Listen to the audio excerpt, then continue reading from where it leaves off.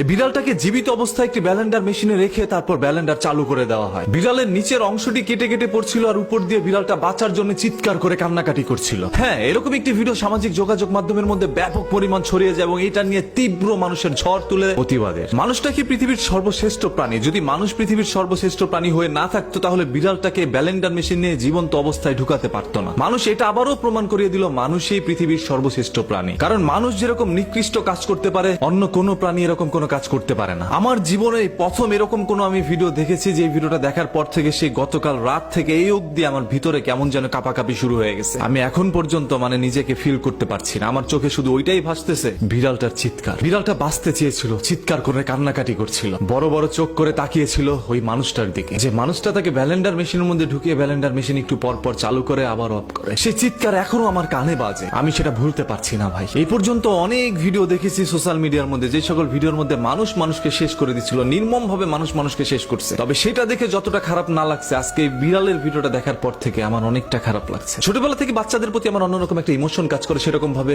প্রাণীদের প্রতি। এই বিড়াল একটা ছোট্ট বাচ্চা ভাই, সে বাচ্চাটাকে যখন ব্যালেন্ডার মেশিনে ঢুকানো হলো ভাই, তখন যে সিনটা হয়েছে ওইটা আমি আপনাদের সামনে কখনো ভাষা দিয়ে প্রকাশ করতে পারবো না। আমি এটা চ্যালেঞ্জ দিয়ে বলি, এরকম কোন ভিডিও যদি আপনি দেখেন তাহলে আপনি কান্না করে দিবেন। এত পরিমাণ খারাপ লাগছিল যে আমি একজন মানুষ আজকে নিজেকে পরিচয় দিতে আমার সেটা ঘৃণা হচ্ছে। আমি খুব লজ্জা বোধ করছি আজকে আমি একজন মানুষ হয়ে। আজকে আমি যদি সে বিড়াল হতাম তাহলেও ভালো হইতো। পৃথিবীর সর্বশ্রেষ্ঠ প্রাণী মানুষের হাতে আমার মৃত্যুবরণ হইতো। কারণ মানুষের চেয়ে জঘন্য হিংস্র আর কোন প্রাণী আমার জানা মতে পৃথিবীতে নেই। বনে থাকা লকলকে তাজা হরিণটাকে যদি একটি বাঘ বা সিংহ শিকার করতে নেয় তখন আপনার খুবই খারাপ লাগে, আফসোস করেন সেই হরিণটাকে যদি আমি বাঁচাতে পারতাম। তবে সেই হিংস্র প্রাণী কিন্তু শিকার করছে শুধুমাত্র তার খাদ্যের জন্য, সেটা না খেলে তিনি বেঁচে থাকতে পারবেন, এই জন্য সেটা শিকার করে খাচ্ছে। তবে মানুষ কেন বিড়ালটাকে ব্যালেন্ডার মেশিনে ঢুকাইলো? মানুষ তো সেই বিড়ালটাকে খেত না, তাকে এত নির্মম ভাবে কষ্ট দিয়ে মারার কি দরকার ছিল? ব্যালেন্ডার মেশিনটা রক্তে ভরে উঠছিল, সেই রক্তের মধ্যে ডুবে যাচ্ছিল বিড়ালটা। নিজের রক্তে নিজেই ডুবে যাওয়া, এরকম কোন দৃশ্য হয়তো আমরা আগে কখনো দেখিনি। জাহান্নামের আযাব কতটা কঠিন হবে সেটা আমি জানি না, তবে কিছুটা আমরা হাদিসের মধ্যে, কোরআনের মধ্যে দেখতে পেরেছি। তবে আমাদের চোখের সামনে যেরকম আযাব গুলো দেখতেছি, ব্যালেন্ডার মেশিনে ঢুকিয়ে যে সকল আযাব কষ্ট দেওয়া হচ্ছিল সে বিড়ালটাকে, সেটা দেখার পর মনে হচ্ছে জাহান্নামের আযাবের কথা